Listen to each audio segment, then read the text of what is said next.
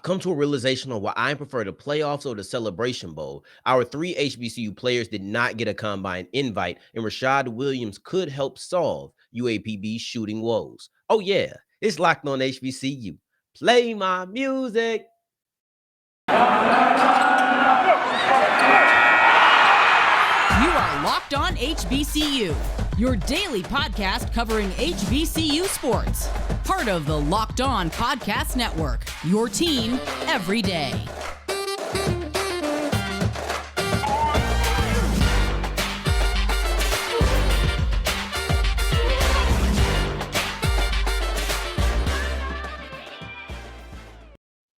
What's going on, family? Welcome back to another episode of the Locked On HBCU podcast, your number one daily one-stop shop for everything HBCU athletics, Monday through Friday, part of the Locked On Podcast Network, your team every day. And I, of course, am Darian Gray, a.k.a. the Mouth of the South, Texas Southern alum and former TSU Herald Sports editor. Thank you for going on this journey with me. Make it Locked On HBCU your first listen of the day.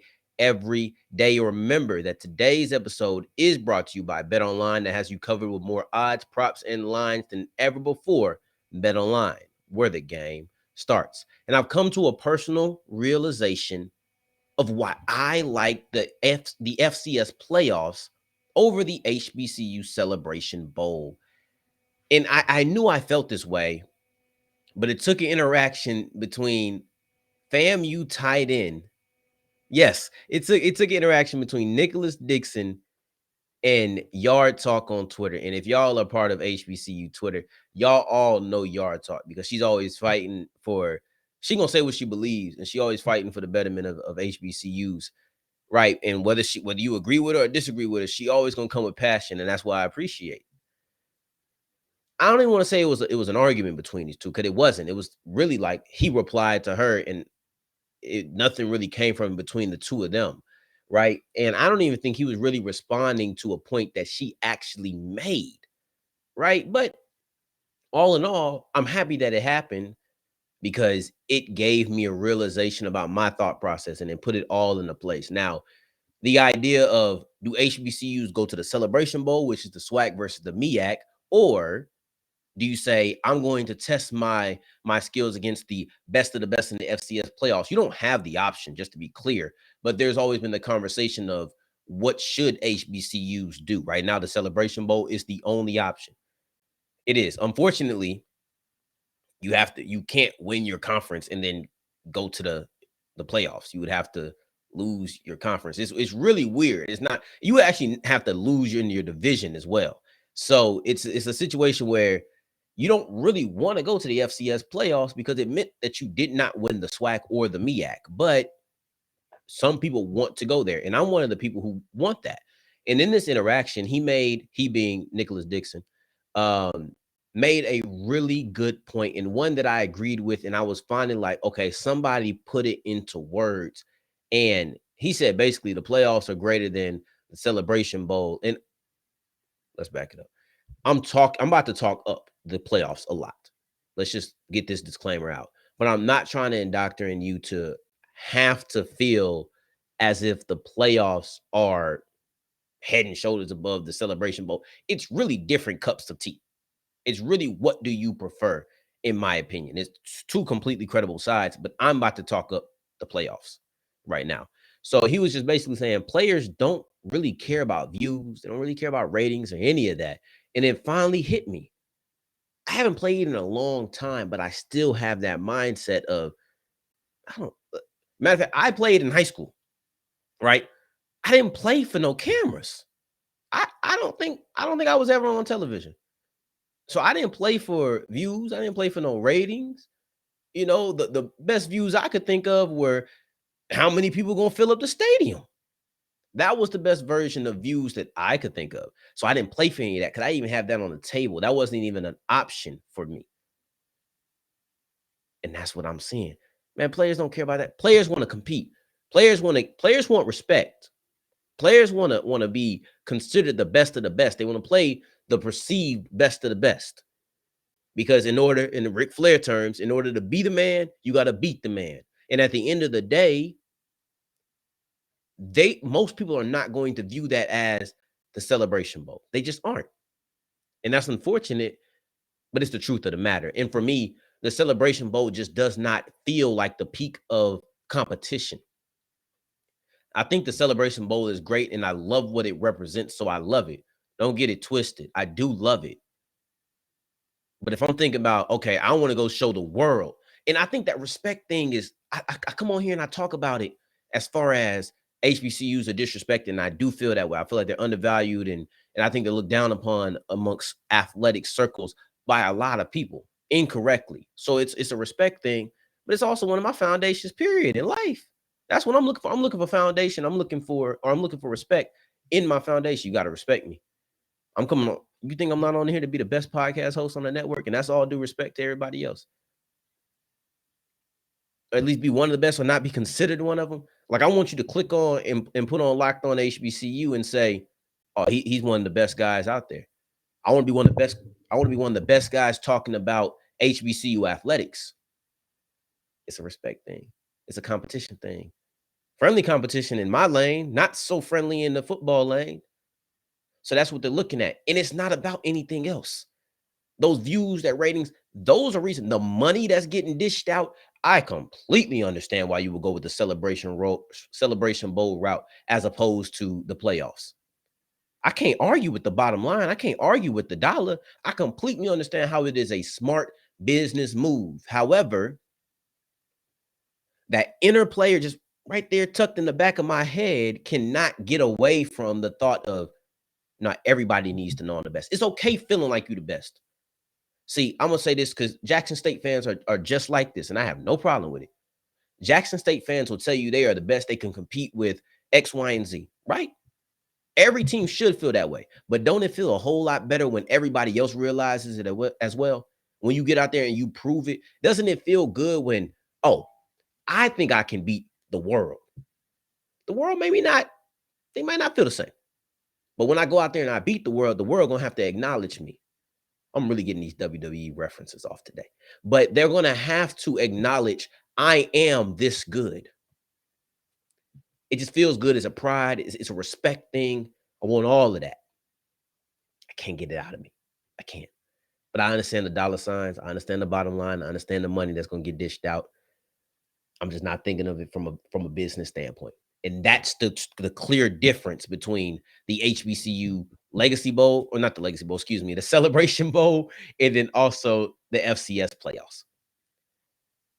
That's it. Different mindsets. Let me know what you think. Should they go to the Celebration Bowl or should they go to the playoffs? And also let me know why, because I want to know how you're feeling. Is it a competition thing? Is it a money thing? Is it a forget them? We don't need any kind of perceived acceptance, which is not how I believe it, but any perceived acceptance from everybody else. Let me know what you think, because this is a hot button topic. I really do enjoy it. So going forward, we're going to be talking about our basketball players who went to the NBA G League Elite Camp in order to get an invite to the NBA Combine. Unfortunately, they did not get it. I'm going to tell you why it's still a good look to be invited to the camp and also break down each guy's performance. But before I do that, I want to tell you about BetOnline, because BetOnline is the best place for all of your sports wagering. I look at BetOnline and I say, you can give me basketball, football, soccer, baseball, MMA, boxing, favorite Vegas casino games. They have it all. They have everything that I could possibly ask for. So it's really a one-stop shop. If I want to bet on who's going to be the MVP next year in the NFL, I can do it at BetOnline. If I decide I want to bet on poker, I can do it on BetOnline. If maybe I just want to get something current and I want to say, well, I saw that the Heat were 3.5-point favorites in game 2. I want to bet on that. I'm going to do it at BetOnline, because there are multiple, they're versatile, and they're really skilled. They're going to give you the best lines. All right. Go with your NFL futures, your NBA current. Man, the Warriors just beat the brakes off the Mavericks. I can't wait to see what the odds are going to be for that in game 2. It should be interesting. But wherever I want to put my money down, or whatever I want to put my money down on, I'm going to do it on betonline.net, because they are the fastest and easiest wage on all of your favorite sports. BetOnline, where the game starts. All right, so keep on rolling on today's episode of Locked On HBCU. Thank you for making us your first listen of the day every day. And also make sure you're checking out Locked On NBA Big Boards, hosted by Rafael Barlow, hosted the NFL or NBA Draft Junkies and NBA Big Boards newsletter. Now, he will be joined by Richard Stamen, Sam Ferris, Leif Thulin, breaking down the whole NBA draft cycle. He is actually in Chicago for the draft combine right now as we speak. And this is a perfect segue into our topic about the 3 HBCU players who were unable to make the NBA draft combine. See, they were invited to the NBA G League Elite Camp, and that was essentially a tryout. It was a tryout to get to the combine, right? Only 7 players made it from the camp to the combine, and there was 44 players that were actually at the camp. So this was a very exclusive opportunity that was passed out, and not everybody was going to get it. However, they might have missed a shot at the combine, which was, what you're trying to get to. That's the reason you're there. But what we don't want to ignore is the fact that they still got eyes on them. There was still people watching and looking at what's going to happen in this game or in a couple of games. They had a couple of scrimmages along with some drills and everything. But in the camp, they were still going to be watched. So this was still an opportunity to get eyes on them. It was still an opportunity to put their best foot forward. And I feel like they have varying degrees of success when it came to that. And I'll start off with the first one, and that's Kyle Foster. I thought Kyle Foster probably had the most disappointing performance of the 3, and that's because he had the best or easiest route into the NBA. You can't tell me that a 3-point specialist wouldn't work. Think about the day and age that we're in. We are in the day and age of the 3-point shot. That's what everybody is doing. So if you have a guy like Kyle Foster who does excel, at the 3-point shot, then you're looking at him as a guy who could really have a good career. He already seems to have a niche carved out for him. You wouldn't have to struggle to find a role for a guy like him because you can immediately see that. It's what he does well. Like I said, he's not just a guy who shoots a lot of threes. He shoots a lot of threes at a high clip and makes it better than most people in the nation. The unfortunate part is that he didn't do that here. That's the disappointing part, is that he is a deadly 3-point shooter who I think could easily have a role carved out for him by an NBA team that picked him up. And let's be very clear, a bad performance here or not getting invited to the combine is not the end of their NBA dreams. Very well could still happen. All I'm saying is that at a moment where you probably had a lot of eyes on you and a chance to really go crazy, if we're just being honest, we're not trying to spice it up. No, he had a chance to go crazy. He did not do that. He shot 2 for 12 from the line. So basically shot one. He made 1 out of every 6 3-pointers that he shot. That's not going to make it. It's not going to cut it. And with the lights on at that moment, I think that a good shooting performance, not like he didn't try. He just did not succeed. And it's very unfortunate because it was a 2-day camp in a 2-day slump, which is essentially what it was. Cost him an opportunity at an NBA draft, NBA combine invite, when all he does is shoot the 3 exceptionally all year. He just had a bad 2 days. It is what it is. Now we're going to get into Bryson Gresham. And I thought Bryson Gresham had the best performance. I thought Bryson Gresham showed out, and I'm not being biased at all. I felt like he was the most consistent guy, and he also performed at his role better than anybody. See, you looking at Bryson Gresham as a big guy. He is a center. He is a force in the paint. In the first game, let's read off these stats. In the first game, he had 2 blocks and 7 boards. Obviously, he's dominating the paint. In the second game, he had 3 blocks. Notice I never once mentioned points. Not because he couldn't score or anything. He had 9 points in the game too. But because it doesn't matter. I don't care what Bryson Gresham is scoring. I care about what Bryson Gresham is doing on the defensive side of the ball. I cared about the fact that he has 5 blocks in 2 games in this scrimmage. Now, he didn't get invited. I understand that. But let's not sit here and act like just because he didn't get invited didn't mean he wasn't showing out. He was doing what he needed to do. If you liked Bryson Gresham going into this, then you're going to really like Bryson Gresham coming out. The only thing that I felt like could have changed for his game is if there was this, because there's still a perceived notion of a play down, like the level of play just does not match. And he was able to show that, no, I'm getting 5 blocks on some of the better players in the nation. Now, this was an invite. These guys weren't at the combine, but they were fighting for a chance to get to the combine. They ain't scrubs. These are really good players. They might not be the first, second overall pick, whatever, But let's not act like these aren't still some of the better players that are in the nation. So Bryson Gresham would have squashed any perceived difference in talent or different in competition conversation that would have happened. So he does not have to worry about that, excuse me, any longer. Now we'll go to MJ Randolph, who y'all know was my guy. But I feel like MJ Randolph had the most up and down performance.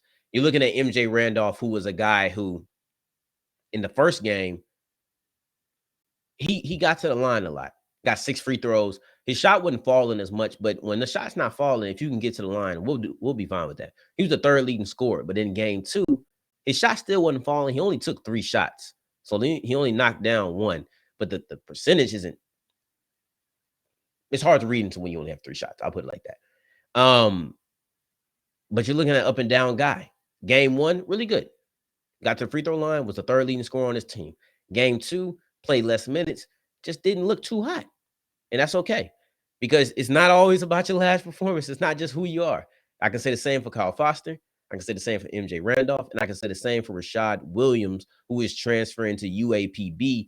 His last season wasn't that great. You look at his season before that, that guy is a 3-point specialist and somebody who could really help UAPB shoot from behind the perimeter. Now, going forward, before we get into that, I want to talk about Built Bar, because I'm excited. Y'all know what it is, man. My blueberry muffins are still on deck. I got a pack downstairs that I'm about to crack open. All right. I love these things. I appreciate the taste and the health being mixed into one. I'm looking at Built Bar being a spot where I can get 17 grams of protein, or a bar where I can get 17 grams of protein, 4 grams of sugar, 4 net carbs. So I'm getting a whole lot of flavor, a whole lot of health benefits, but none of the negative detractors. So I'm not having to worry about it being bad for me. Even if I just want to get a snack, it's not bad for me. That's why I love it. And you add in the Built Bar Puffs, going to have protein infused marshmallow. Oh, y'all got to stop it. This is ridiculous. It is, because Built Bar is really exceeding, because there's no way you should be this flavorful, and this good at the same time. Go to built.com and use the promo code LOCK15 for 15% off your offer.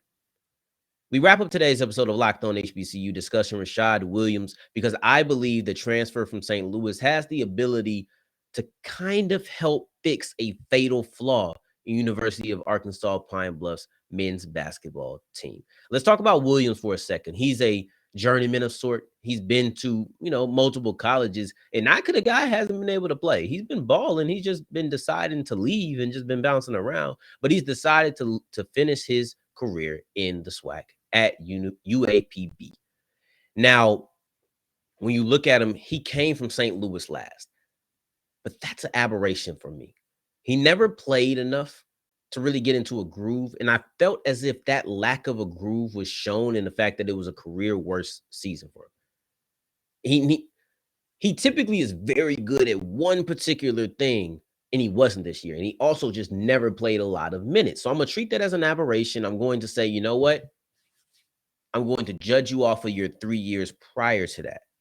And the reason I feel like he can fix UAPB, or at least something in UAPB, is there's an underlying problem there that I'm not sure if everybody notices. Now, the big problem for UAPB is defense. A lot of it comes down to defense. They were the second worst defense in the SWAC. And for the offense, they were 7th. So they're right there in the middle of the pack. But here's the thing. When you do one thing really bad, like really bad, and second worst in the conference is really bad, it tends to take all of the focus and all of the attention. But here's the thing. They're middle of the pack in offense.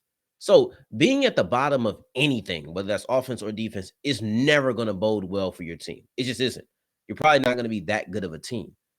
But then when you're middle of the pack on the other side, so if they were one of the worst offensive teams, but just middle of the pack on defense, it ain't going to work. You almost have to be flipped. You got to be one of the best defensive teams if you're going to be one of the worst offensive teams, just to have some balance. Otherwise, you're just not going to cut it. I'm just being blunt about it. And that's what happened with UAPB last year. You had a 7-win season. That's what happens when you have a really bad, low-ranking defense and a middle-of-the-pack offense. But if you look into that offense, where did they struggle? It was at the three-point line. And it wasn't about volume, because if we're just going off volume, they attempted more threes than anybody else. Nobody else in the SWAC attempted more threes, and it was by a decent margin. So they were running away by chunking them up. Hey, if you just want to go off volume, they made the second most amount, third most per game. So they were knocking down threes. That's not a problem. It's the efficiency. They were terribly inefficient when it came to knocking down threes. See, let's go off volume. Remember, and then we're going to bring it back to efficiency right away.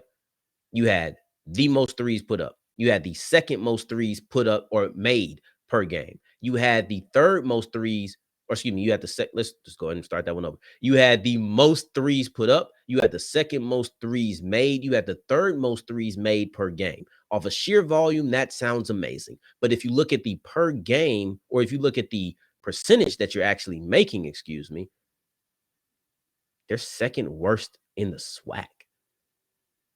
Mind you, this is a team that made the second most amount, third most per game, but percentage-wise, man, they coming in second to last at just 30%. That's what I believe that Rashad Williams is going to fix. And now, Sean Williams is a senior, or was a senior, so he's going to be out on his way out the door. Unfortunately, he's going to be kind of replacing him. And if they don't get things right around Rashad Williams in a way that it was not right around, if they don't get things right around Rashad Williams, the same way that it wasn't right around Sean Williams, God, that's a tongue twister. These two names sound so similar. Rashad and Sean, both going to be Williams. Like, why y'all do this to me? But if they don't get things corrected that way, it's going to be the same. You look at Williams, Rashad, and I'm just going to call him Rashad. You look at Rashad, and he's the guy who has never shot under 32% in his first 3 seasons. That will put him at second best at his worst, at second best on last year's team. At best, he shot 40% from the field as a freshman, and he led the Horizon League in 3 points 2 years in a, or not 2 years in a row, but 2 years during his 3. So he can shoot the ball. Somebody else is going to have to step up around him, though. It's going to be needed. Because Sean Williams is leaving, Rashad Williams is going to probably fill that role as the top 3-point shooter. But he can't once again be the only 3-point shooter above 30%. Does not work. You're going to have to get better. If you're going to shoot up that many threes, if that's going to be that big a part of your game, then you're going to have, and there's absolutely no choice around it, you're going to have to become more efficient. You just are. You knock down 2-3 more threes per game because you're more efficient. Now you're looking at 10. Now you have a whole different offense, and you're still going to fix that defense. That's how you get up from 7 wins. It's just that simple. If you don't, you're going to be right there in that same ballpark again.